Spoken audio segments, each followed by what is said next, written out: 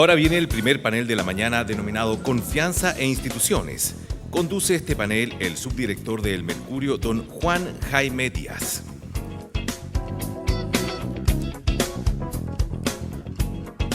Muy buenos días. Quiero antes que nada agradecer a ANDA por esta invitación, particularmente a su presidente Mario Davis, para participar en este seminario Construcción de las Confianzas. Ayer aproveché de leer un poco para poder tener claro, cuando hablamos de confianza, ¿de qué hablamos?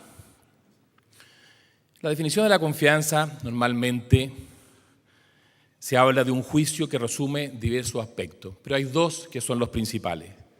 La capacidad de realizar las acciones que se espera de esa institución y también la percepción respecto a la voluntad o interés de la institución de actuar en pos del bienestar social.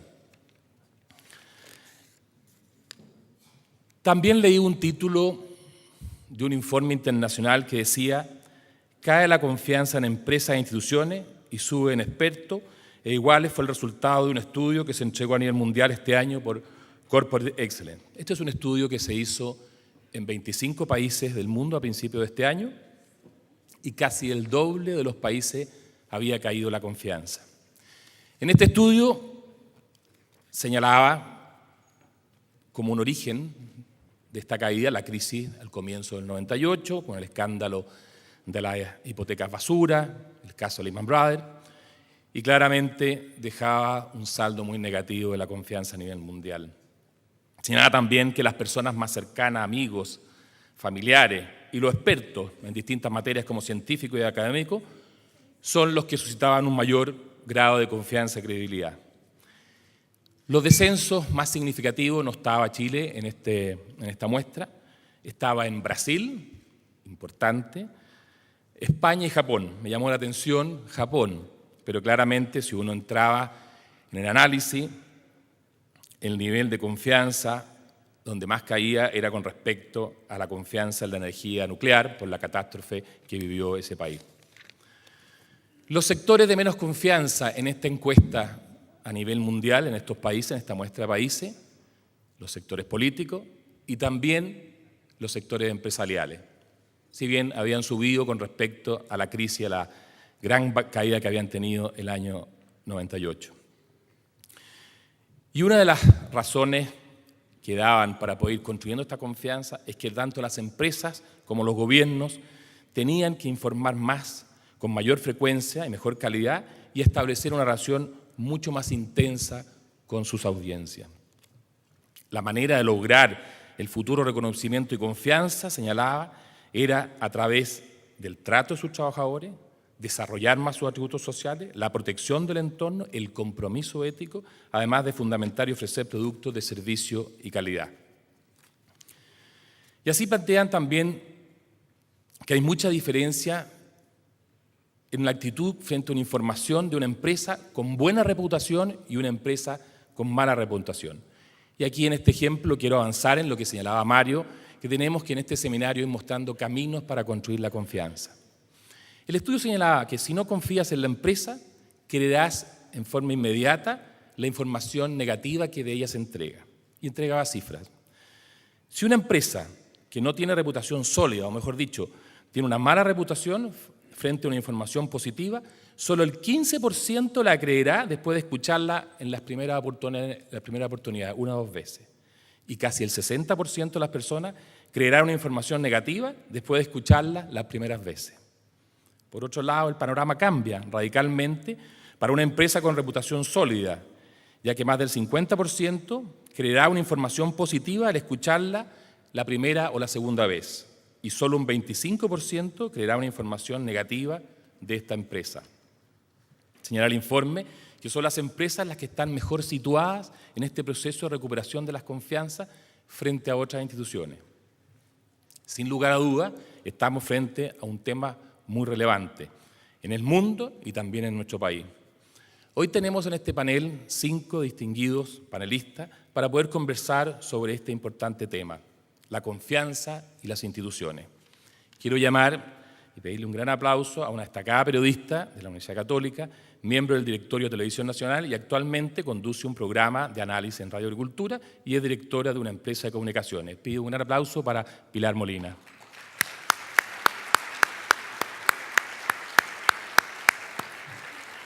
También quiero invitar a este escenario a un destacado abogado y político chileno. Tiene un magíster en Ciencias Políticas, fue ministro de la Secretaría General de la Presidencia del gobierno de Michelle Bachelet y actualmente es miembro del Tribunal Constitucional. También quiero pedir un gran aplauso para José Antonio Vieragallo.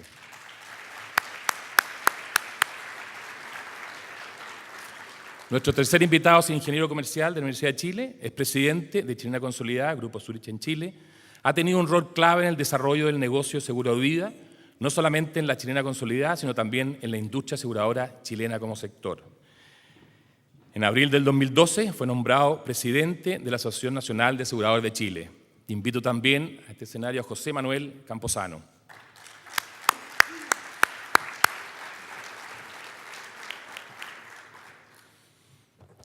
Nuestro siguiente invitado es abogado, doctor en Derecho Canónico. De niño fue basquetbolista, destacado, hasta jugó por la selección de la 7ª región. Se educó en el Instituto Linares, colegio de los hermanos marianistas, pero antes de entrar a ese colegio, lo echaron de kinder por desordenado, señalaba en una entrevista, de kinder. Entró a estudiar Derecho, no para ser abogado, sino porque su sueño era ser diplomático, quería viajar y conocer el mundo. También señaló en una entrevista, ser jesuita fue el mejor medio que Dios me dio, que Dios me puso para encontrarme con Él. También quiero pedirle un gran aplauso para el sacerdote jesuita Marcelo Guidi.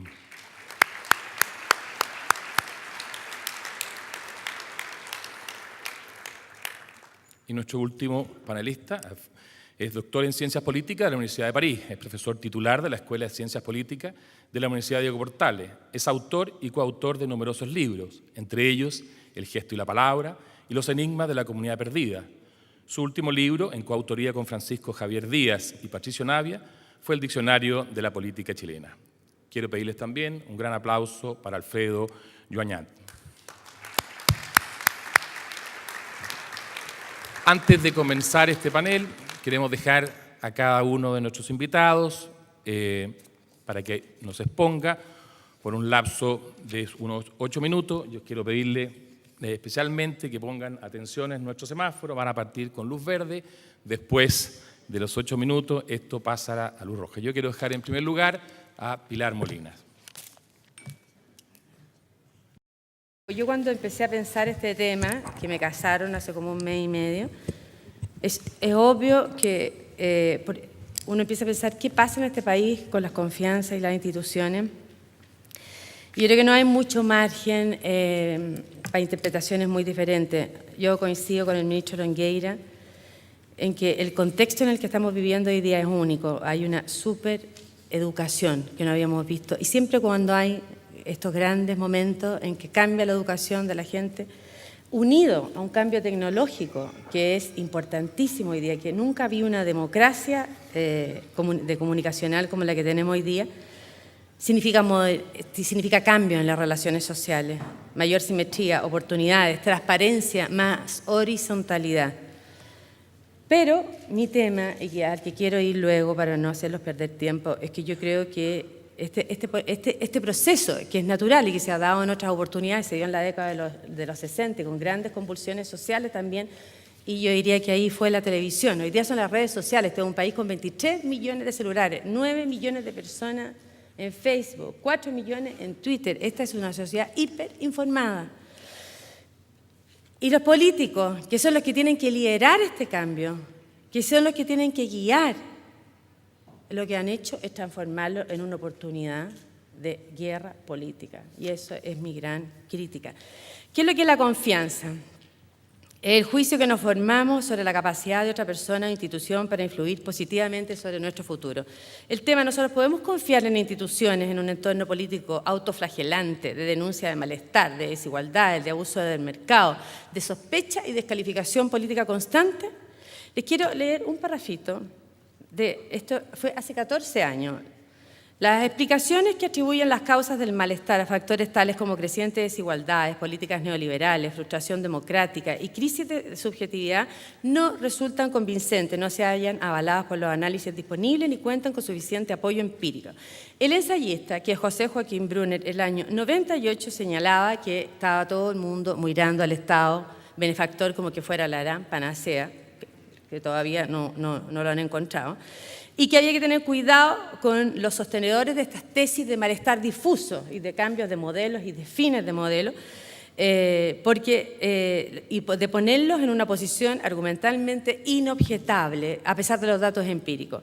Bueno, yo creo que la expresión de este malestar generalizado, visión catastrófica, que había en 1998, nosotros les decíamos los autoflagelantes, era parte de la concertación, pero de una parte de la concertación, que terminó desgajándose la concertación al correr de los años y sobre todo en el periodo de Michelle Bachelet. Hoy, esta posición autoflagelante y que desconoce todo hacia atrás es esa fracción de la concertación, pero más la concertación, desde que perdió el poder.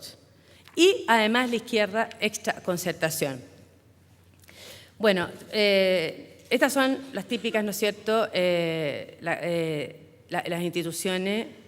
Bueno, tengo que avanzar, parece. El deterioro de la confianza. No voy a entrar en la Iglesia Católica porque ya lo hemos oído y todo el mundo sabe, y el golpe final fue el fundador de la Vicaría de la Solidaridad. Los tribunales, todo. Sí, en la encuesta del CEP, que yo no sé si ustedes la vieron ayer, es muy fuerte cómo siguen cayendo las confianzas en las instituciones. Yo no sé si tiene piso esto.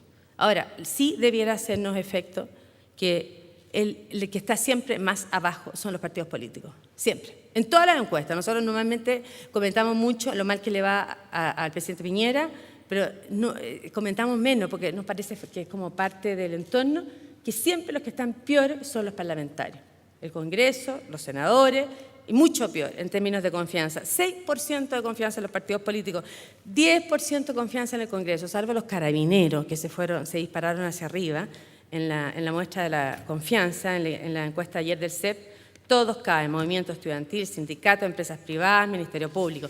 Los medios de comunicación tampoco se salvan, no son tan desconfiables, sobre todo la radio, pero yo creo que sí juegan un papel importante en acelerar la desconfianza en este país. ¿Por qué? Porque la gente sigue informándose, lamentablemente, a través de la televisión. Este es un país poco informado, no tiene tiempo para formarse juicio y no tiene, a pesar de que aumenta la educación, la gente no entiende la mayoría de las cosas. Cuando tú entras a preguntarle, no sabe bien cómo funcionan las cosas. ¿Y qué es lo que ve uno en los noticieros, en la mayoría? Morbo, injusticia, dime y direte, letra chica, acusaciones cruzadas entre los políticos. Cuando las cosas funcionan, no salen en la televisión. Lo que sale siempre son factores de quiebre, de disenso, de mal. Todo funciona mal en este país. Cuando uno ve entiendo por qué los presidentes se quejan siempre. Me acuerdo de las quejas del presidente Frey que prefería estar en el extranjero, porque vuelven a Chile y prenden el noticiero, decía Ricardo Lagos, y se sentía que estaba en otro país. Bueno, el gobierno tiene su parte importante, ¿no es cierto?, y en el mismo presidente, cuya personalidad ha agudizado la pérdida de confianza, pero tiene ministros notablemente bien evaluados. El gran alimentador de la frustración, a mi modo de ver, son los políticos y una coalición que fuera del poder prefiere disparar al que lo reemplaza. O sea, es como una guerra que no para hasta que venga el desalojo que le ofreció antes la oposición, la exoposición. Los políticos han perdido la confianza de la gente y lo único que pareciera es que lo que buscan es hacerle daño. Fue un espectáculo cuando la Cámara acusó al Senado de haberse autogenerado una nueva asignación por 2 billones, no sé si se acuerdan. Pareciera que el interés público, el bien común, va desapareciendo de la política.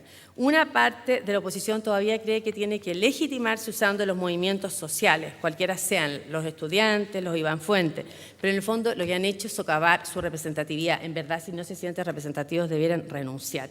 Están para representar a los que no marchan, a los que no salen en los medios, a los que trabajan para ganarse la vida y sacar adelante a sus hijos. Hoy día se ha inaugurado una nueva forma de votar en el Congreso, que es votar, sin pagar costos. Uno se para, se va de la sala, se abstiene. Yo creo que la gente no es tan tonta y entiende que aunque no quieran pagar costos, eso no cuadra. No puede ser que el presidente del Senado no desaloje a un grupo de estudiantes, ¿se acuerdan el año pasado? Que están parados sobre la mesa insultando a un ministro. O sea, no puede ser nomás. Eso es desacreditar las instituciones y sobre todo cuando el presidente del Senado. Bueno, lo mismo pasó con la CACEN, que yo creo que es pavoroso lo que ha pasado con la CACEN, porque en el fondo siempre se ha dicho que los datos son los datos. Uno puede diferir en las interpretaciones, pero finalmente los datos son los datos. Ahora estamos cuestionando los datos. Primero fueron las ministras de Mideplan, después fueron los políticos los que cuestionaron los resultados del aumento en la mejoría de la pobreza y después ahora terminamos con los economistas. Un país que donde se están cuestionando incluso las encuestas, Argentina, nos estamos pareciendo a Argentina, donde todo el mundo sabe que la inflación no es 15%, sino que es 25%, 10%, dicen ellos. Bueno, el camino de la sospecha, el camino del no reconocimiento es lo que ha llevado a los partidos a su nivel más bajo. Ahora, lo más grave es cómo contribuyen los políticos a minar la confianza en las otras instituciones, en el modelo económico. Yo creo que el caso de la Polar, terrible, el caso de Energy, feroz, pero los cuestionamientos han salido de la institucionalidad, no de los políticos. Y lo que nosotros hemos hecho es cuestionar todo. La educación privada, la Pilar Mané la otra vez escribía que vicerrectora de una universidad privada como una comisión investigadora se atreve a hacer suposiciones sin probarlas en verdad, y se convirtió eso en noticia que copó todos los medios, sobre las instituciones privadas de educación donde estudia el 67% de los jóvenes en este sistema desacreditado del lucro. Bueno, hay una fuerte ruptura entre lo que se dice y cómo opera la gente en el ámbito privado. ¿Qué dice la gente de la educación? Lo que están viendo. Fin a la particular subvencional, fin al financiamiento compartido, es segregación, el lucro del demonio. Vamos a la educación gratuita. ¿Cuál ha sido la respuesta privada? La que están viendo en la infografía. Entre el 81 y el 2012, que es cuando empezó la educación particular, subvencionada, de 15.1 a 52.9. Los padres eligieron. ¿Los padres saben elegir lo mejor para su hijo? ¿O también los vamos a inhabilitar y les vamos a decir que tienen que meterlo en la educación gratuita? Bueno, ¿cuál fue la respuesta de los padres el año pasado? Cuando marchaban con piedras, con algunos encapuchados y cuando había gran apoyo al movimiento social en las calles por mejorar la educación, 10% retiró a sus hijos de la educación municipalizada. ¿Qué dicen ahora del desarrollo económico y la desigualdad? El 80% piensa que refleja el descontento social, las manifestaciones sociales. Refleja el descontento frente a las desigualdades. Y todo tiene que enfocarse ahora a superar las desigualdades. ¿Y cuál es según los políticos, cuál es la panacea? Reforma tributaria radical, reforma laboral profunda, extirpar el binominal. ¿Cuál es la respuesta privada? Ayer venía en la CEP, que le aprovecho a agregar. Todavía la gente cree que el esfuerzo personal es más importante, aunque se produzca desigualdad para el éxito económico. Y la gente también piensa que la clave del éxito es el trabajo personal, lo que no significa que haya que pelear la igualdad como un objetivo final. ¿Y cuál ha sido también la respuesta privada? El 63% de los chilenos en el año pic del descontento, que fue el año pasado, y la ruptura y la fragmentación de las confianzas más importantes que hemos vivido, se considera completa o totalmente satisfecho. Insólito, ¿no? Había una vinculación entre empleo. Las regiones con mayor empleo son las regiones más satisfechas. Y con desempleo las más insatisfechas. Bueno, y hay muchos otros estudios que dan cuenta que Chile es un país contento. Nosotros juramos que vivimos en un país que en realidad nos estamos todos los días autoflagelando porque es horroroso vivir en Chile.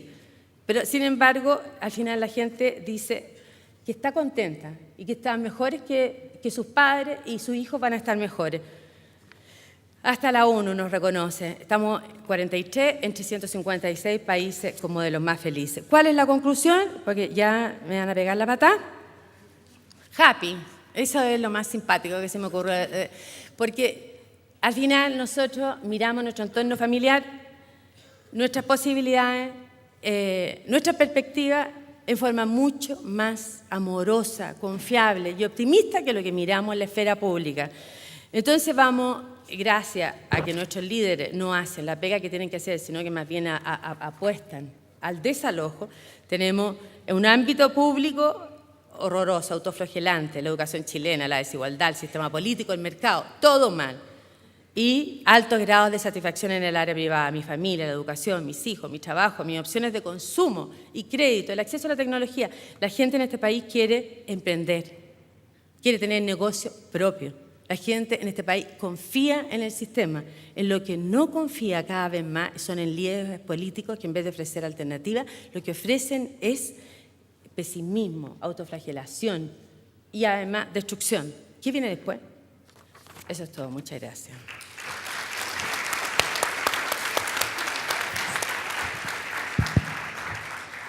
Gracias, Pilar. Te pasaste los 8 minutos, pero no me arriesgaría a cortarte nunca. Nuestro siguiente panelista, somos muy amigos, nos conocemos hace muchos años y que hablo realmente. Quiero invitar también a sus 8 minutos a José Antonio Viragallo.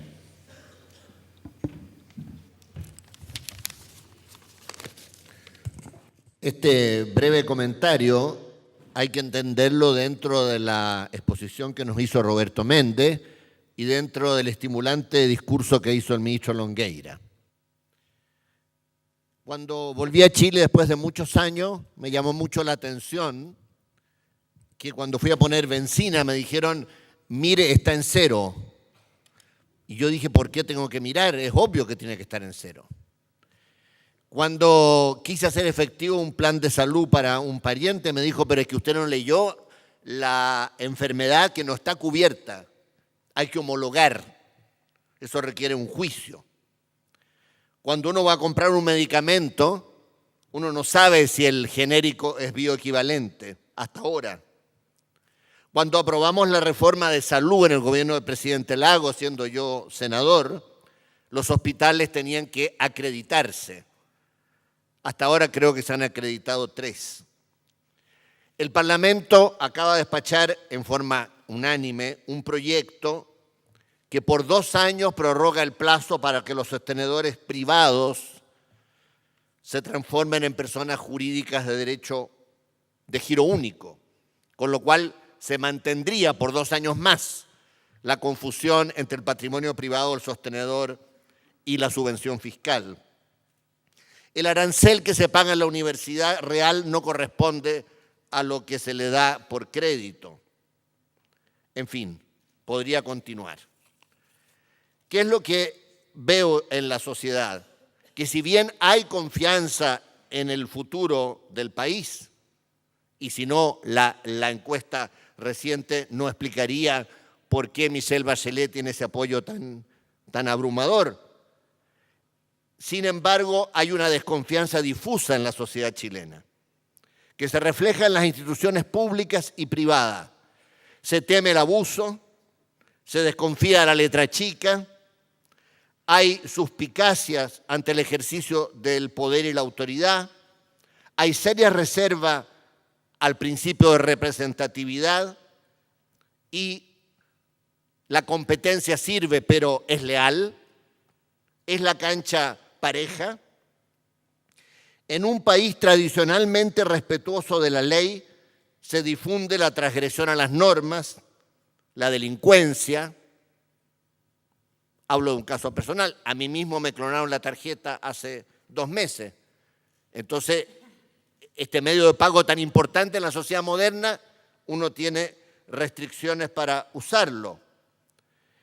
Pareciera que para muchos el símbolo de la sociedad son casas enrejadas, vecinos muy temerosos, y la desconfianza se va apoderando porque se teme a los demás, se teme a las instituciones, no se sabe cómo se funciona y obviamente hay desazón y hay desconfianza, que no tiene nada que ver, a mi juicio, entre polémicas de autoflagelantes o autocomplacientes. Es otra dimensión que nadie, ni en el mundo privado ni en el mundo público, puede desconocer. La delincuencia se ha instalado como la principal preocupación de los ciudadanos, que es la delincuencia de cuello y corbata y la delincuencia violenta. El Contralor General de la República ha dicho en su última cuenta que la corrupción es un fenómeno preocupante en los municipios, que es lo que la gente tiene más cerca. Y no hay una compra de armamentos significativa en Chile que no esté cuestionada desde el punto de vista del cohecho y del soborno. Entonces, estas realidades tienen que ser enfrentadas. Sin embargo, no hemos llegado, a mi juicio, a un punto crítico de tal envergadura que las instituciones públicas y privadas hayan perdido legitimidad. No estamos frente a la posibilidad de un colapso. La desconfianza ciudadana todavía no ha ahogado la esperanza ni la voluntad de cambio. Pese a que vivimos en un mundo mucho más inseguro, imprevisible e incierto, como lo demostró la crisis financiera internacional del 2008, como lo demuestra lo que sucede hoy día en Europa y su futura unidad. Todavía en nuestra sociedad hay elementos que permiten proyectar un futuro compartido de confianza. Los síntomas difusos de desconfianza son, sin embargo, un severo llamado de atención, que es preciso reconocer y enfrentar. A mi juicio, estamos en un punto de inflexión que nos debe llamar a la acción, al cambio y a la esperanza, no al derrotismo y simplemente a una crítica que al final no tiene ningún desenlace positivo. Hay que valorar las buenas prácticas y recuperar virtudes republicanas que enorgullecieron a Chile desde su fundación. Por algo, moros y cristianos reconocen la figura de don Diego Portales como uno de los grandes fundadores del Estado. Porque, ¿qué república es la nuestra si cada uno anda recelando a sus semejantes y de las instituciones que han sido creadas para crear progreso, para amparar a los ciudadanos y para defender sus derechos? Nosotros debemos construir una sociedad que sea la casa común de todos los chilenos y de todos los inmigrantes que sufren mucha discriminación. Y para eso es importante que recuperemos valores, principios que han sido abandonados en la vida pública y también en el mundo de los negocios. Debemos retomar un fuerte impulso en favor de la transparencia.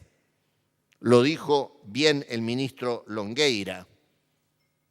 Me gustaría mucho que todas las autoridades, y yo no puedo hablar más porque soy miembro del Tribunal Constitucional, todas las autoridades fueran consecuentes con lo que el ministro ha dicho hoy día en la mañana. Tenemos que recuperar la probidad, la seriedad en la vida pública, desterrar la demagogia y asumir la responsabilidad de nuestros dichos y de nuestros hechos. Termino, y estoy dentro del tiempo, con una, afirmación de esperanza. Yo creo que tenemos razones suficientes para estar orgullosos, pese a todo, de lo que hemos hecho como país, pero sobre todo de nuestra capacidad para corregir estos males y para enmendar rumbo y crear un futuro mejor. Gracias.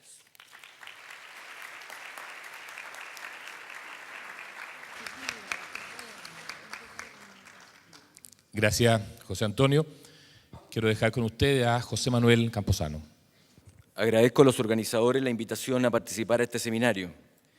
Entiendo que lo han hecho en mi doble rol de presidente de la Asociación de Aseguradores y presidente de la Aseguradora Chilena Consolidada. Es decir, entiendo que me han invitado para transmitirles desde el punto de vista de los aseguradores, nuestra percepción de la confianza. Industria que por lo demás, según la presentación de Roberto, está no catalogada, ¿no es cierto?, desde un punto de vista de las percepciones dentro de los líderes. Lo agradezco porque hablar de confianza significa hablar del pilar básico en que se sostiene toda la industria aseguradora. La misión de los aseguradores es dar a conocer los riesgos a que se está expuesto y ofrecer soluciones que permitan mitigarlos financieramente. O sea, ofrecemos una solución, una promesa. Emitimos un documento mediante el cual nos comprometemos a reparar financieramente un riesgo si éste llega a ocurrir. Es decir, somos una industria que siembra y cosecha confianza, una industria que se pone a prueba todos los días para que personas sigan confiando en nosotros. En lo personal, pertenezco a una organización que tiene una larga trayectoria. Chilena Consolidada fue fundada en Valparaíso en el año 1853, hace 160 años. Es la compañía de seguros más antigua de Chile y, hasta donde sabemos, la más antigua de Latinoamérica. Cuando se mira esa historia en una perspectiva de largo plazo, se puede apreciar una constante que es la que le ha permitido tener una posición de liderazgo, y es que ha sido capaz de transmitir confianza a sus distintos grupos de interés.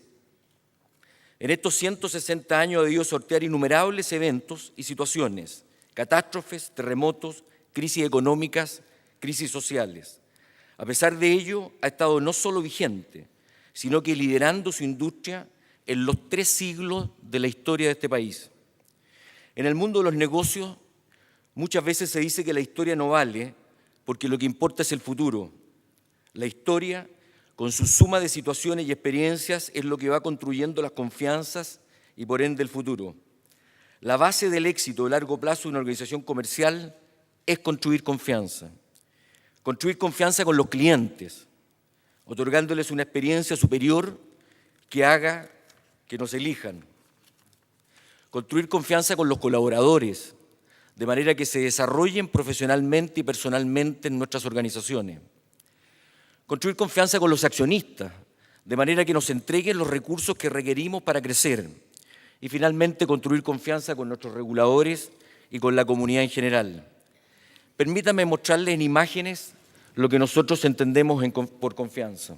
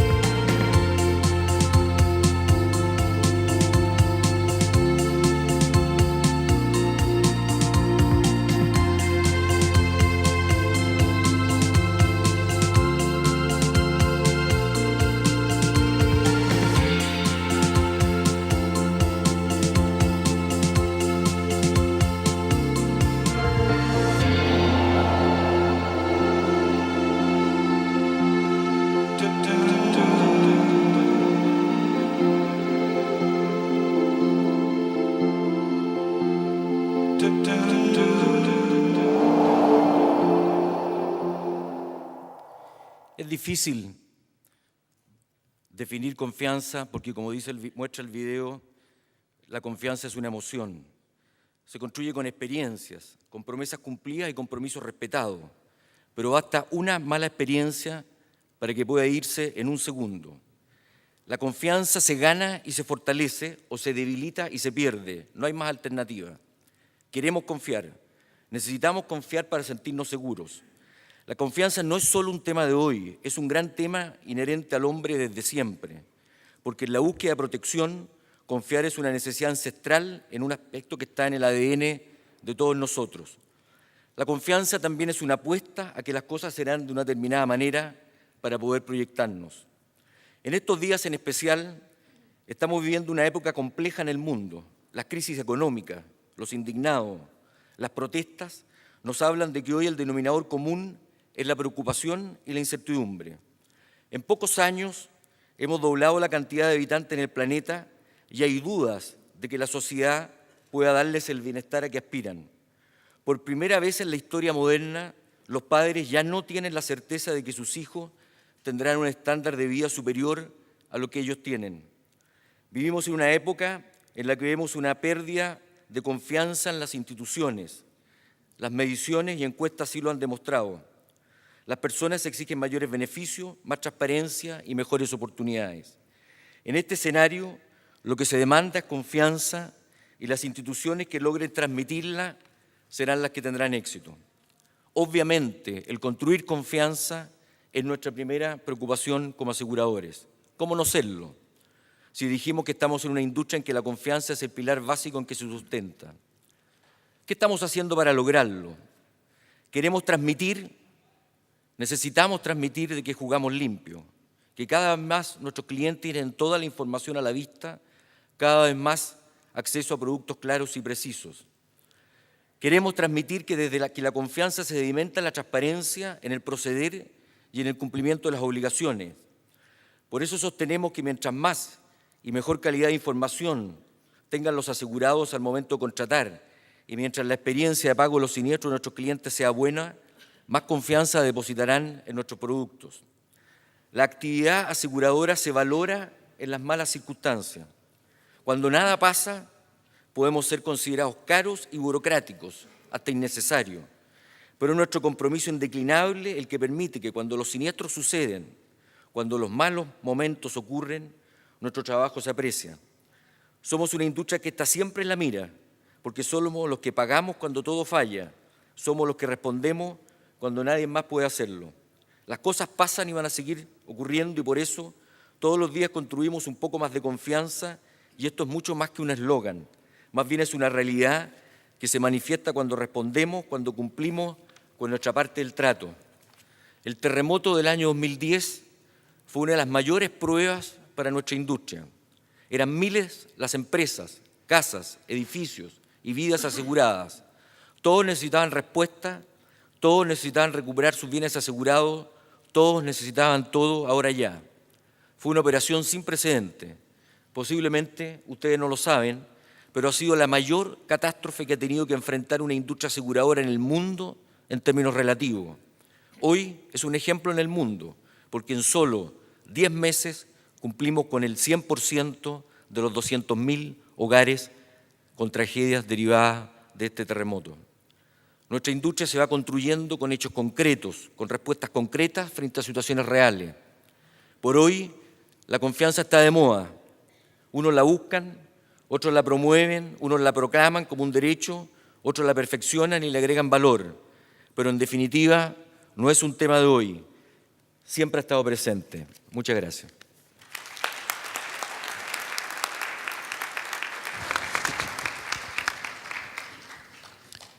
Gracias, José Manuel. Quería dejar ahora a Marcelo Guidi. Bien, buenas tardes a ustedes. Estoy acá como un representante de una institución en la cual el 18% de los chilenos confía y desarrollo una actividad en la cual solamente el 10% del ciudadano confía. Como sacerdote de la Iglesia Católica, estoy delante de ustedes para tratar de comprender por qué la Iglesia de verdad perdió la confiabilidad de este país al cual tanto sirvió y al cual tanto ha ayudado. Y si uno se queda en las encuestas, las podrá comprender y analizar de distintas maneras. Pero para mí, creo yo que la pérdida de confianza de la Iglesia en este país y en el mundo en general viene de más atrás que los recientes escándalos por los abusos sexuales cometidos por sacerdotes o religiosos. Y viene más atrás por lo que mismo se agudizó con estos últimos escándalos y por la manera en la cual la autoridad eclesiástica se hizo cargo de este abominable delito en la Iglesia. Cuando terminó el Concilio Vaticano II, la Iglesia, llena de esperanza, se fue alejando de la sociedad, se fue alejando del mundo, se fue alejando de la cotidianidad de las personas, hombres y mujeres, lo fue condenando, se fue alejando de sus búsquedas y sus necesidades, no comprendía los gustos y deseos que tenía esta sociedad y comenzó lo que pensábamos que con el Concilio Vaticano II se había terminado. Comenzó a condenar a la persona y a condenar a la institución. Para una institución como la Iglesia Católica, que se basa en la confianza, lo que estamos viviendo es tremendamente dramático.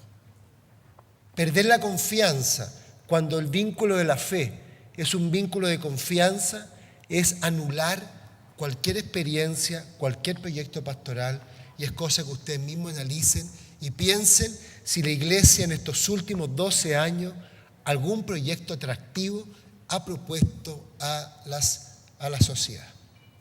No estamos en estos momentos capacitados para responder a ninguna necesidad del ser humano porque estamos demasiado ocupados en esta dramática situación que también vivimos al interior de la Iglesia. Porque la falta de confianza no es solamente entre la sociedad y la Iglesia. También hay signos de que al interior de nuestra Iglesia Católica se ha perdido entre los miembros, laicos y sacerdotes, jerarquía y pueblo de Dios, hemos perdido las confianzas mutuas. Ahora, si ustedes me preguntan qué pasó, pasó algo que es tremendamente antievangélico en la Iglesia. Lo que ocurrió y por lo cual se cometieron la lejanía de la sociedad, la incomprensión del mundo, y fue posible que cometiéramos también abusos sexuales y tantos otros abusos, lo que ocurrió es que nosotros nos plantamos en medio de la sociedad con un desdenable superioridad moral. Y cuando una iglesia que nace de un Jesucristo que es humilde y paciente y se transforma en impaciente y soberbia, menos mal que la gente perdió confianza en este tipo de iglesia. Si bien por un lado a mí como sacerdote me duele profundamente el ser cuestionado por la sociedad, por las personas, hemos perdido libertad de movimiento y también libertad de autoridad humilde para pronunciar el Evangelio, yo estoy contento. Y de verdad que estoy contento de que se pierda la confianza en una iglesia autoritaria, en una iglesia que se autodenomina la poseedora de la única verdad posible para que el ser humano alcance la felicidad. De esa iglesia que no confía en los laicos, ni menos en los demás. De una iglesia que no se sabe mover en la diversidad, ni tampoco en la tolerancia. De una iglesia en la cual la jerarquía sabe todo y los demás no saben nada. Yo agradezco que estemos viviendo esta falsa de credibilidad en esa iglesia. Ahora, esto a nosotros no lo vamos a responder con un medio comunicacional efectivo y profesional, ni tampoco nosotros al interior con nuevas estructuras de gobierno que están, gracias a Dios, funcionando bien. Lo estamos haciendo y yo creo que por eso podemos esperar sin pesimismo, como decían en la primera exposición este cambio, el que vamos a ganar esta batalla, porque la vamos a ganar por el bien del Evangelio, no tanto para nuestras propias prerrogativas o privilegios. Y la vamos a ganar primero teniendo un Papa que ha sido capaz de reconocer dolorosamente la falta y que se ha hecho cercana a las personas. De una iglesia lejana al ser humano aparece un Papa cercano a las personas. Y no solamente a las víctimas de los abusos sexuales. También agradezco que nos exijan transparencia y también verdad, porque lo que la Iglesia ha perdido también es credibilidad, y ojalá se pierda esa credibilidad en esta Iglesia misteriosa, poseedora de aquellas magias necesarias para que ustedes y nosotros podamos vivir feliz. Pero junto con la transparencia, que hay que seguir exigiéndola, es necesaria una iglesia cercana. Una iglesia cercana es la iglesia que comprende la situación dolorosa de aquella persona que se acerca a uno. No es la iglesia que lo condena moralmente. Tampoco es la iglesia que lo excluye por alguna situación dolorosa. Es muy terrible que la iglesia que se metió en las camas de los fieles sea acusada de meterse en la cama de los menores de edad. Es tremendamente doloroso y por otro lado, tremendamente nos están poniendo en nuestro lugar.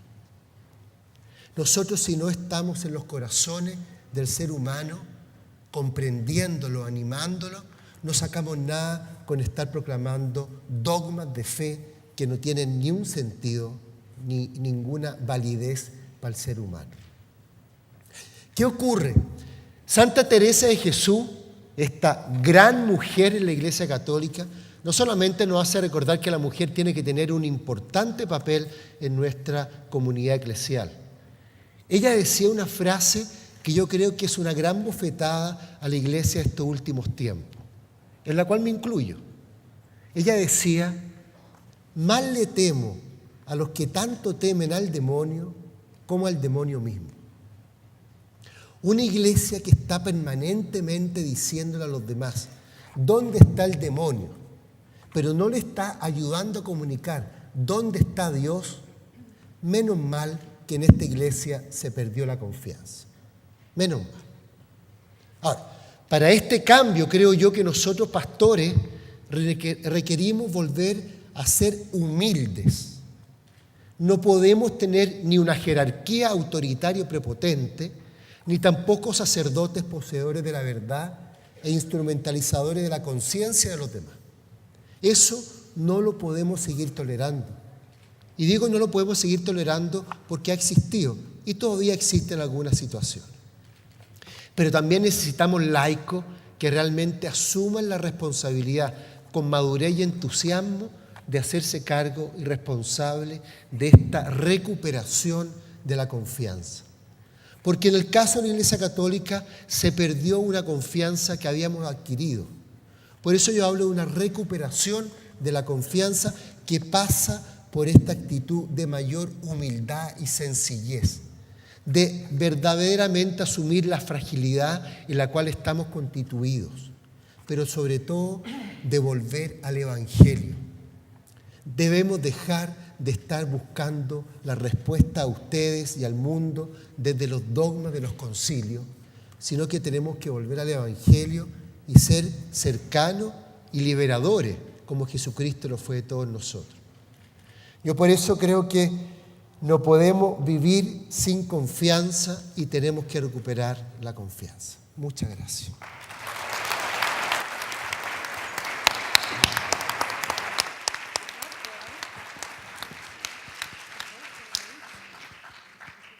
Gracias, Marcelo. Quiero dejar a nuestro último integrante de este panel, Alfredo Joanian. Malestar y desconfianza, dos temas que desde mi punto de vista no son completamente nuevos en Chile, tanto históricamente como en el pasado reciente. Y por la siguiente razón: desde 1998 sabemos, gracias al estudio sobre el malestar y la confianza que fue realizado en aquel entonces por el PNUD, que los chilenos exhiben para simplificar el argumento, dos formas gruesas de desconfianza. En primer lugar, y es de la cual se ha hablado menos, dicho sea de paso esta mañana, los chilenos desconfían del prójimo o del par, eso en la literatura se conoce como desconfianza interpersonal, lo que se traduce en un refugio básico, en lo más conocido para los chilenos, y esa es la familia. Pero en segundo lugar, y es la segunda expresión gruesa de desconfianza, los chilenos desconfían efectivamente y muy fuertemente de las instituciones políticas, congresos, partidos políticos, etc. Y sucede que estos datos de 1998 que a menudo se olvidan, a menudo se olvida que en aquel entonces fueron muy bullados porque dieron lugar a dos cosas. En primer lugar, a un importante debate intelectual del cual yo personalmente le concedo mucho valor, aunque no necesariamente para los efectos de interpretar lo que está ocurriendo hoy en día. Ese debate enfrentó a José Joaquín Brunner con mi querido amigo Norbert Lechner, desgraciadamente fallecido, pero dio lugar sobre todo a un debate político al interior de la coalición gobernante en aquel entonces, entre autoflagelantes y autocomplacientes.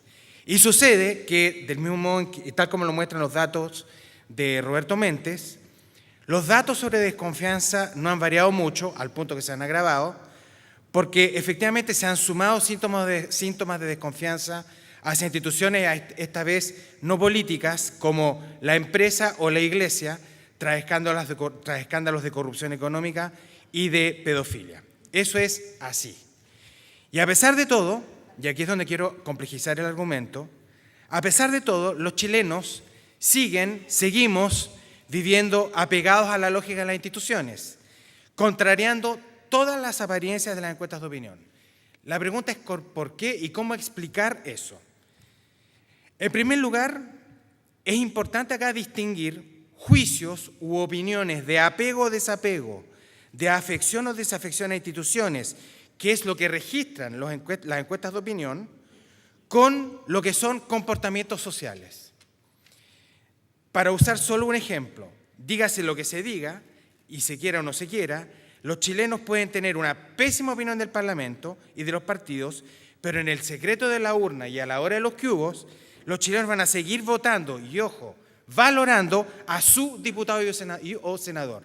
Créanme, yo he hecho en mi vida universitaria, he hecho innumerables focus groups sobre estas materias, y los chilenos cuando votan por un diputado o un senador, lo quieren si es que no lo aman, por muy raro que pueda sonar. Eso, en ciencia política, dicho sea de paso, se llama la ventaja de la incumbencia. Y eso es lo que explica, entre otras cosas, la razón por la cual se explica por qué elección tras elección diputados y senadores son reelectos en grandes tasas. En Chile, del orden de los 2/3.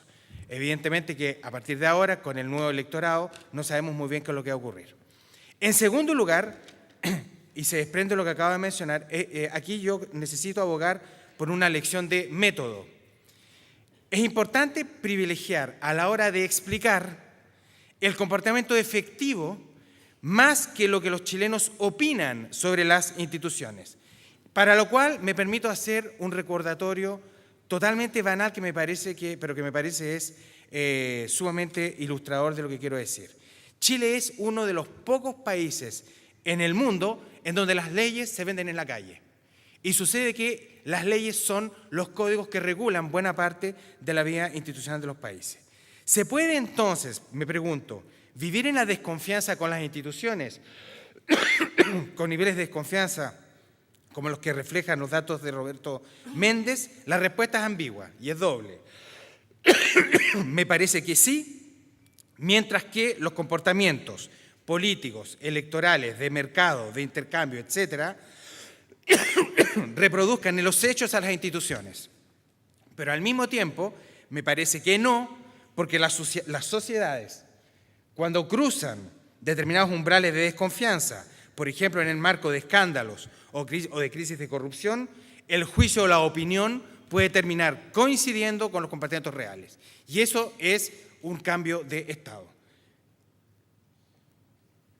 En tal sentido, cuando se proclama en Chile que estaríamos en presencia de un derrumbe del modelo, lo primero que uno tendría que hacer es sacar todas las consecuencias de lo que eso significa. Cuando uno habla de esa manera, y eso es lo que está haciendo Alberto Mayol, con quien en esto yo tengo una fuerte discrepancia, Uno lo que estaría diciendo es que, o uno lo que estaría viendo, es que se estarían desplomando las instituciones y junto a ellas los principios en los que se sustentan. Vale decir, estaremos en presencia de comportamientos a gran escala que ya no estarían sustentando a las instituciones conocidas y por lo tanto estaríamos caminando a lo largo y ancho de este país tratando de no tropezarnos con los pedazos del modelo. Y me parece que eso no es así. Cuando se habla de crisis o del desplome del modelo, me parece que se está aludiendo a otra cosa. A lo que se está aludiendo es a una particular coyuntura inédita en Chile, a lo menos los últimos 22 años, a una particular coyuntura de crítica pública a la que se están encontrando sometidas las instituciones que ordenan el funcionamiento rutinario y familiar de la vida económica, política y social de la sociedad chilena. Efectivamente, eso es lo que está ocurriendo. Mientras esa crítica no coincida con las prácticas de una gran mayoría de los miembros de esta sociedad, seguirá siendo eso, una crítica relevante, sobre todo para el mundo intelectual y político, aunque no suficiente para alterar el pesado y muy conocido ordenamiento institucional de Chile, lo que no significa que en el futuro inmediato, no mañana, en el futuro inmediato, opinión y práctica no puedan coincidir. Además quiero recordar un episodio histórico más. Lo que estamos viendo en Chile no es totalmente desconocido en la historia mediana de este país. En la década del 50, con el segundo Ibáñez, esto ya había ocurrido. Recuerden ustedes que el eslogan de Ibáñez era el candidato con la escoba, barrer con la política chilena. Y eso efectivamente ocurrió, pero por un lapso muy corto de tiempo. Por lo tanto, no pensemos que estamos viviendo en el vértigo de lo desconocido. Entonces, ¿cómo construir confianza? En la empresa, me parece, a través de economías de proximidad, cultivando formas humanizadas de mercado. En la política, que es de lo cual más sé por efectos profesionales, en la política es a través de democracias de proximidad, horizontalizando la relación de representación. De esto se desprende una pregunta. ¿Es reversible la desconfianza en las instituciones políticas? La respuesta es sí. Como bien lo muestran los países nórdicos, especialmente países como Suecia o Dinamarca, en donde hace 15, 20 años atrás también sus parlamentos cruzaron por una crisis severa de desconfianza. Ahí están los datos del World Value, de la Encuesta Mundial de Valores. Y sucede que hoy día los ciudadanos suecos y daneses y buena parte de los ciudadanos de la región nórdica de Europa confían de manera relevante en sus parlamentos. ¿Cómo hacerlo? La respuesta es, de nuevo, extraordinariamente compleja y en este caso no tiene que ver con publicidad, por muy doloroso que pueda sonar a los asistentes de este evento. Participan de la solución, en primer lugar, reformas políticas e institucionales, inevitables. En segundo lugar, y de manera ya más compleja, y de lo cual Chile tiene un verdadero déficit, participan los stocks de capital social existentes en las sociedades. Vale decir, entendido por capital social, redes y esquemas de confianza interpersonal. Y en tercer lugar, participa un dato duro y constante en Chile. Los elevados y cada vez más elevados niveles educacionales de los chilenos, que es lo que les permite ser a estos chilenos ciudadanos críticos, de lo cual esperemos que la clase política sepa tomar nota y ajustar su comportamiento en consecuencia. Muchas gracias.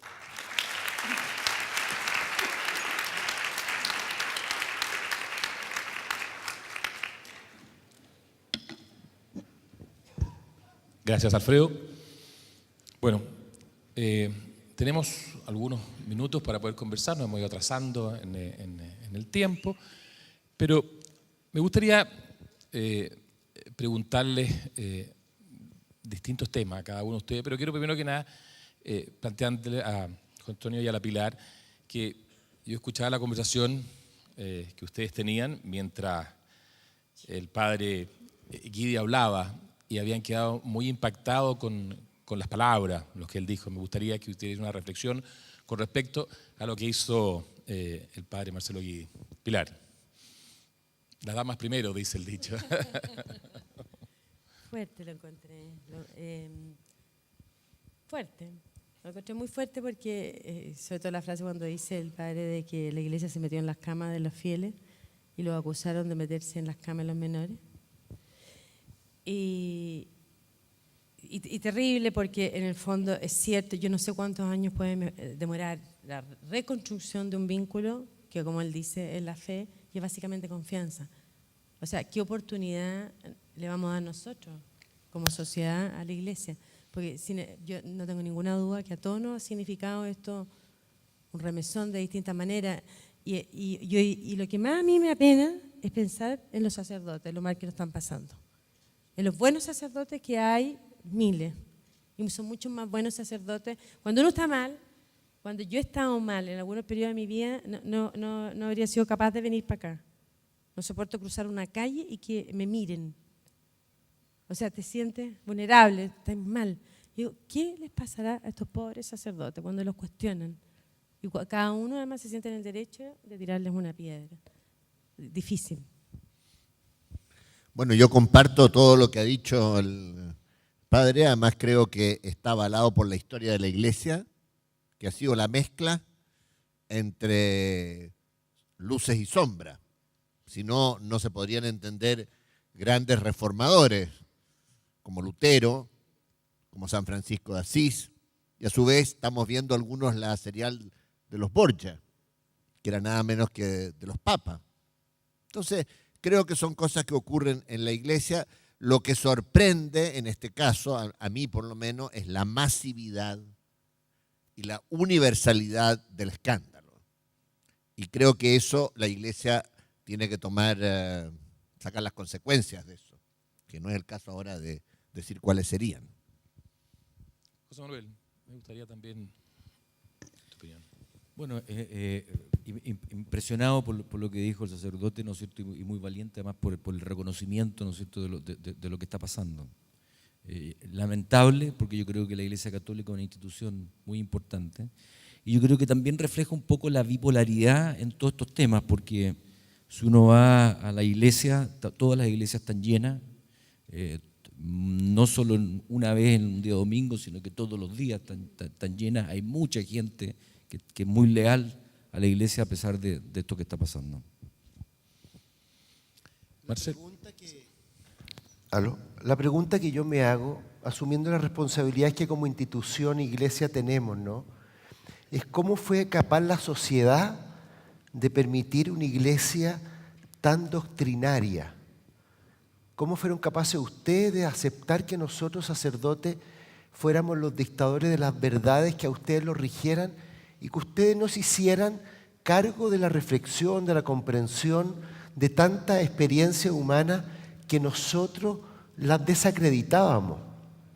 Hablando de institución o de empresa cliente, yo creo que nosotros como empresa somos pésimos porque no hemos sido capaces de satisfacer las necesidades de sentido de muchos hombres y mujeres de ahora.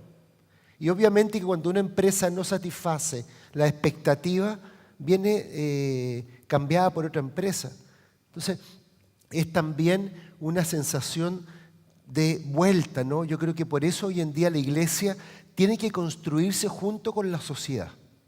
No que la iglesia construya la sociedad, pero sí que la sociedad tiene que ayudar a construir la iglesia y no permitir que existan otros parámetros que no sean los evangélicos para construir lo que es la iglesia para la cual estamos acá. O sea, esas son las reflexiones que me surgen en esta situación y que yo sigo insistiendo. La pérdida de confianza en la iglesia se vio agravada por los escándalos sexuales, que ojalá los podamos sacar de frentón, pero se vio preparada por esta lejanía, esta incomprensión, este temor que nosotros le tuvimos a la ciencia, a la tecnología, a la modernidad y a la posmodernidad. O sea, también hay una vuelta de diálogo. Tenemos que entrar en diálogo. No nos permitan ustedes a seguir dictando cátedras. Entremos en diálogo respetuoso para construir la iglesia que quiere servir a la sociedad, aquellos que la quieran aceptar. Gracias, Marcelo. Alfredo, hay un micrófono ahí sobre la mesa. A ver, a mí me parece que por qué ocurrió esta falta de ida y vuelta en la relación, creo que eso tiene que ver con la relación eminentemente vertical de la fe. La fe es eso, No, de la fe, como acto. Tener fe es suspender el juicio autónomo con el fin de adherir a un sistema de creencias. Y a mí me parece que la crisis de la Iglesia, y efectivamente José Antonio tiene razón, la crisis de la Iglesia Universal tiene que ver no solamente con los escándalos sexuales, eso es la dimensión más espectacular del problema, tampoco tiene que ver con este escepticismo de la Iglesia fundamentalmente católica ante los avances de la ciencia. Creo que también tiene que ver con un cambio muy profundo de las sociedades contemporáneas. Y Chile la está viviendo con cierto atraso. Estamos viviendo procesos de secularización. Y efectivamente hoy día la dimensión vertical del acto de creer en el otro, y en este caso en un sacerdote y en una institución como la Iglesia, es algo que va a ser profundamente cuestionado. Lo que pasa es que si eso se cuestiona, me parece que estamos a portas de una revolución en la Iglesia. Va a haber que refundarla desde ese punto de vista, y me cuesta imaginar cómo se hace. Ojalá la podamos refundar, pero una distinción, yo comparto muy bien lo tuyo, pero la verticalidad no es con la fe es horizontal. Lo que puede ser vertical es la religión. El acto de adhesión a una determinada creencia exige esta verticalidad, pero la experiencia de fe con Dios es totalmente horizontal, por más que esté en el cielo, pero antiguamente también se decía que está en la tierra y en todo lugar. Entonces, mientras nosotros no hagamos ese cambio metodológico de que la fe, la experiencia de fe y el acto de fe, incluso de adhesión a Dios, es horizontal. Por algo Dios bajó a la tierra para justamente evitar esta religión del templo y esta religión de la ley que estaba, con la cual estaban creyendo los judíos. Entonces, pero sí asumo que nosotros sacerdotes o la jerarquía no podemos ser verticales. No podemos sobreponer nuestras creencias al ser humano que busca un sentido religioso en su vida. No para todo. Y esto lo tenemos que hacer en un ambiente de secularismo. Es cierto. Quiero cambiar el tema, son muchos temas los que nos interesa también conversar, pero un tema en particular, y quiero partir, José Antonio, por ti. En la encuesta reciente del CEP y en otras encuestas que hemos visto que en el gobierno, donde tú fuiste ministro, de la presidenta Bachelet, existe un alto grado de confianza. Pero si asociamos muchas veces la confianza a ciertas temáticas, por ejemplo en materia económica, no fue de los gobiernos con mayor éxito en materia económica. De hecho, terminamos con una tasa de crecimiento más bien baja o negativa en su oportunidad. La explosión social de los pingüinos también partió en ese gobierno. ¿Cómo se explica entonces el alto nivel de confianza que tiene el gobierno de Michelle Bachelet? A ver, yo diría en primer lugar que el movimiento de los pingüinos, a pesar que lo que voy a decir yo creo que sus dirigentes no lo aceptarían a la primera, provocó un cambio importante, que se tradujo en la derogación de la LOCE y en la aprobación de la Ley General de Educación, que crea la Superintendencia de Educación, que crea la Agencia de Calidad de la Educación y que le permite hoy día al ministro actual de Educación y al superintendente incluso cerrar colegios. O sea, yo creo que hoy día el ALEGE reposicionó al Estado en la educación, más allá de educación pública y privada. Obviamente que no era todo lo que el movimiento pedía. ¿Qué faltó? Porque no hubo acuerdo político. Desmunicipalizar. Y no hay mucha claridad en la sociedad chilena qué agente colocar en vez del municipio. Pero es obvio que al alcalde le interesa poco y que no es la mejor solución. ¿Qué faltó? Y no es pacífico lo que voy a decir. No hay consenso. Dar mayor subvención a la educación pública que a la privada. ¿Qué faltó? Mejorar el estatuto docente. En fin. Entonces, se dio un primer paso. Mi preocupación con el actual movimiento es que yo no veo que haya un segundo paso. O sea, no veo una ley aprobada y me temo que el tiempo transcurra. Bueno, pero en fin, no quiero hablar de la contingencia. Y sobre la cuestión económica en el gobierno Bachelet, nosotros enfrentamos la peor crisis económica internacional, el 2008. Y yo recuerdo como si fuera hoy las reuniones para decir qué se hace. Y la verdad, no quiero ser autocomplaciente porque creo que no correspondería, pero si tenemos los niveles de crecimiento que tenemos hoy en el país, es porque la respuesta contracíclica que se dio a la crisis del 2008 fue la adecuada. Y que además el ahorro fiscal que se había hecho para enfrentar la eventualidad se demostró oportuno. O sea, se hizo una política económica anticíclica que permitió a Chile sortear bien la crisis. Ahora, no le pueden pedir a ese gobierno que tenga los niveles de crecimiento cuando estuvo sumergido el país en la crisis internacional. Pilar, yo creo que el mismo tema, mi pregunta va a cómo se explica ese alto nivel de confianza, dado esta situación que tuvo el gobierno. Que mientras no haya realmente un bajón económico fuerte, los electores, primero no somos Estados Unidos. En Estados Unidos las elecciones se resuelven en función al crecimiento económico. Si un gobierno es incapaz de dar crecimiento económico, está frito, no se reelige. Y después el tema de impuestos, pero allá opera de otra manera que acá. Allá hay un lado que no sube jamás ni un impuesto y acá lo que vende mucho más es subir los impuestos. Pero yo creo que en el caso de Michelle Bachelet lo que la gente premió son otros atributos. Estando la economía relativamente estable y todo el mundo entendió que teníamos una crisis y que tuvo, no me acuerdo si 8.000 millones de dólares, 14.000 millones de dólares extras, y el 18% aumentó el gasto fiscal el último año, versus la economía un 2%.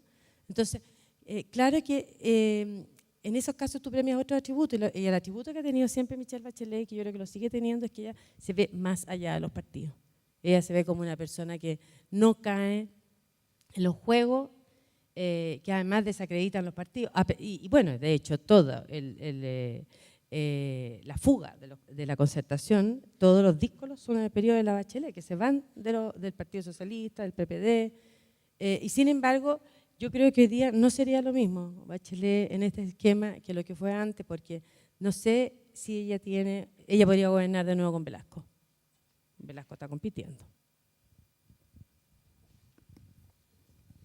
José Manuel. Yo no puedo opinar de eso. José Manuel, quiero, además de la misma pregunta, en el análisis que yo hacía al principio respecto a nivel mundial, cómo todo el problema en Estados Unidos, el caso de Lehman Brothers, pero también vamos un poquito más atrás, el caso Enron, ha sido uno de los grandes efectos de esta pérdida de confianza, no solamente afectando a los empresarios, sino que afectando a distintas instituciones. Aquí en Chile también hemos tenido lamentablemente nuestros casos, ¿cierto? Del caso de alguna manera la Polar, de alguna manera también la falta de manejo comunicacional que tuvo el caso Enersi recientemente. ¿Quiere decir que no tenemos mucha salida? ¿Vamos a seguir repitiendo estos casos? ¿O hay un cambio importante que se ha producido o se puede producir en Chile a raíz de conocer más en detalle estos últimos dos casos que mencioné? No, yo creo que sin duda estamos viviendo una época muy especial. Yo creo que la confianza es un tema que tiene que ver con cumplimiento de promesas. Y yo creo que desde el punto de vista empresa, desde el punto de vista economía, lo que es cumplimiento en Chile, hay muchas historias de éxito. Específicamente, por ejemplo, en el caso de lo que estoy representando, que es la industria de seguro. La industria de seguro es una industria que pasó en 25 años en Chile, de ser una industria de 200 millones de dólares, una industria de 10 billones de dólares, ¿no es cierto? Una industria, ¿no es cierto?, en que hoy día hay 80 seguros vigentes, hay más de 4 seguros per cápita en Chile, en que se pagan 11 millones de siniestros mensuales, ¿no es cierto?, en que es la industria que tiene la mayor penetración en Latinoamérica, tanto como porcentaje del Producto Geográfico Bruto, ya incluso estamos cerca de lo que es España, como en monto absoluto, ¿no es cierto?, y que ofrece las soluciones a las necesidades de protección y ahorro de los chilenos que requieren. Yo creo que donde está el problema es en la promesa, ¿ya? En lo que es la emoción, en la parte emotiva, en lo que es la parte de las percepciones. Yo creo que hay un problema en cómo se manejan las expectativas en el mundo de la empresa y en general en el mundo de la sociedad.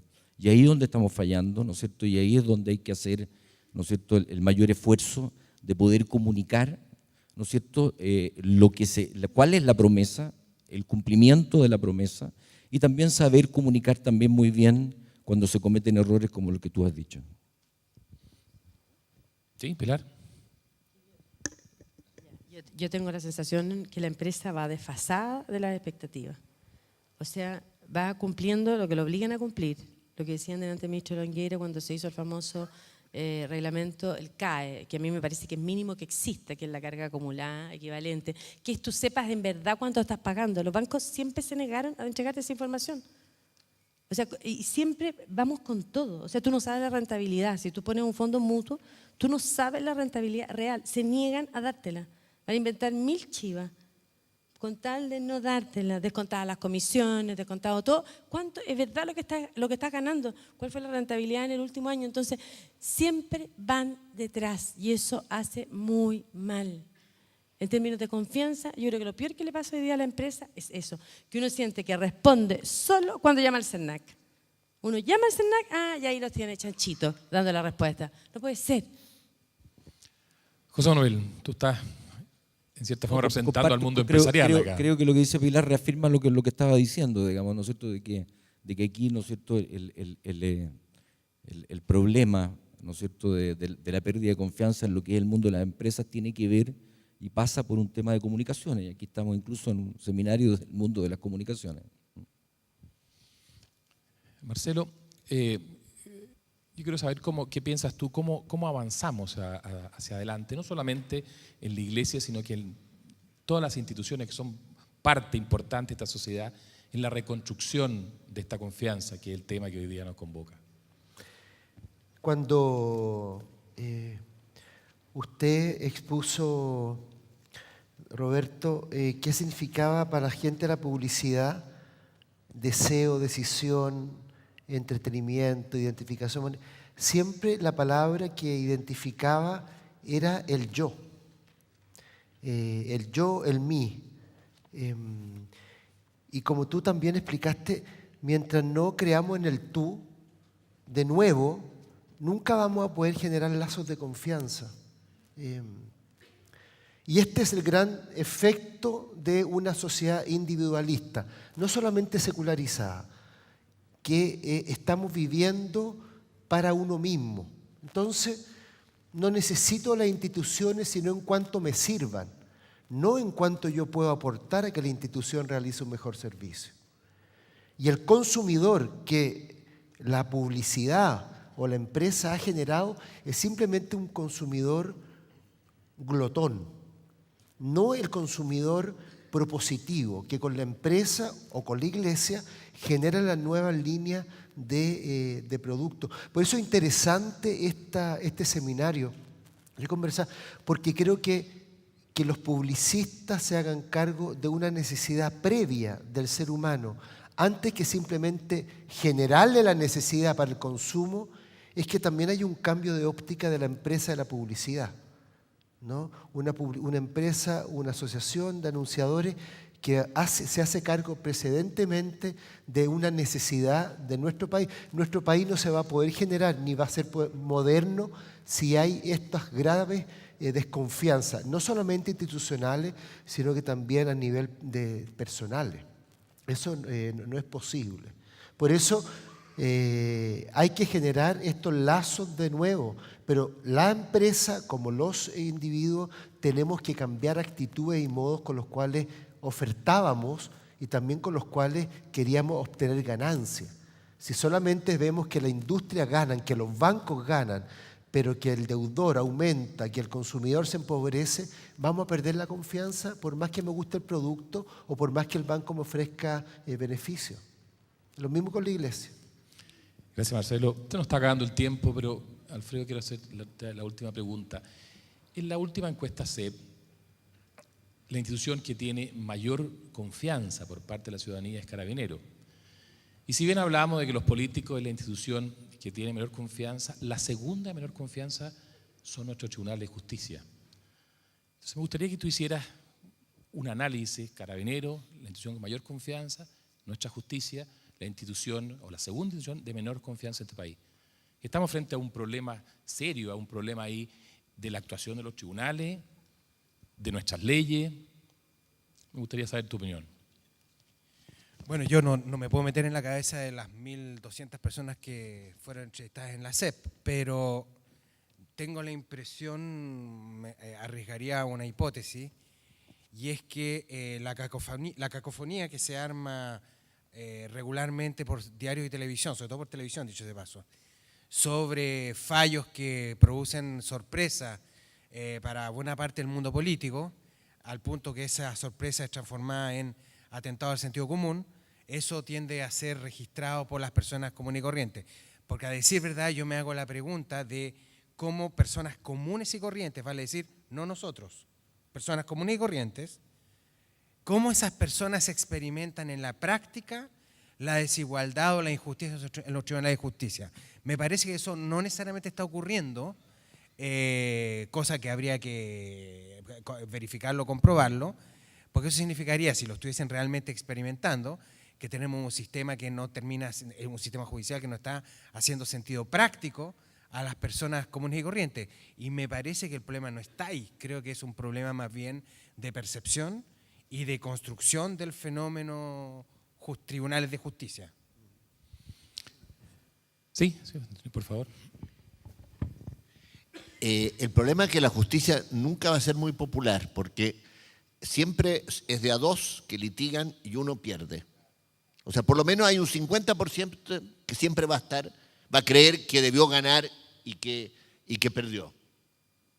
Y en el caso de los carabineros, mi experiencia como parlamentario es que es la institución más cercana a la gente de lejos, en toda parte de Chile.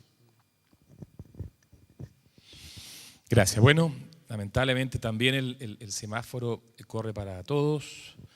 Nuestros panelistas hablaron de lo importante que es recuperar la confianza. Esta se puede perder, pero también se puede ganar. También dijeron que la confianza implica más esperanza, hay que atreverse, ser firme, aprender, avanzar, amar, una gran emoción, un futuro. Y uno se pregunta, bueno, ¿cómo yo, y la verdad, como individuo, cómo puedo colaborar en esta recuperación de la confianza? Ayer me llegó de regalo un libro de la Fundación Desafío, que sin lugar a duda, una organización que nos ayudó a tener confianza en uno de los minutos quizás para muchos más angustiantes que hemos vivido en nuestra historia. Este libro tiene una historia, un comienzo, una historia, y me gustaría leérsela, que a mí me impresionó mucho. La historia, decía, es una historia popular de un autor desconocido. Decía. Había una vez un escritor que vivía a orillas del mar, donde pasaba temporadas escribiendo y buscando inspiración para sus libros. Era un hombre inteligente, culto y con gran sensibilidad acerca de las cosas importantes de la vida. Una mañana, mientras paseaba, vio a lo lejos una figura que se movía de manera extraña, como si estuviera bailando. Al acercarse, vio que era un muchacho que se dedicaba a coger estrellas de mar y a lanzarlas otra vez al agua. El hombre le preguntó, ¿qué estaba haciendo?